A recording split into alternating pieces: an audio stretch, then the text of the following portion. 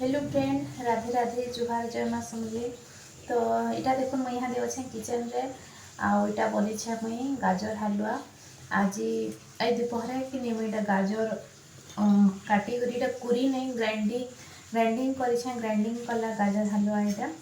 तो यहाँ यहाँ जस्ट बन सारी करमा के देखामी के आपण मान कैमेरा तो फास्ट टेस्ट करसी।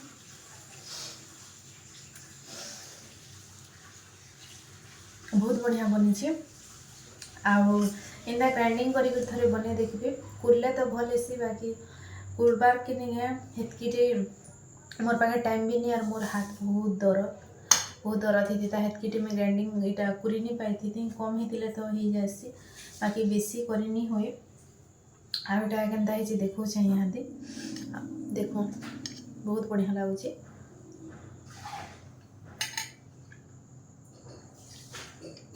तो ग्राइंडिंग कला गाजर हलवा देखुन पूरा गरम गरम अच्छी काजू किशमिश सबू पकई करी जिन माने कुरी नहीं पारन जिन मान को हाथ दरद हेसी कि टाइम नहीं थे से माने एंता ग्राइंडिंग करी बनै पारबे आउ बहुत टेस्टी लासी घी गुड़ सबू पकई बना। तो नुआ छन जिन माने चैनल टिके सब्सक्राइब करी जी लाइक कमेंट करबे। रहिली बाय बाय।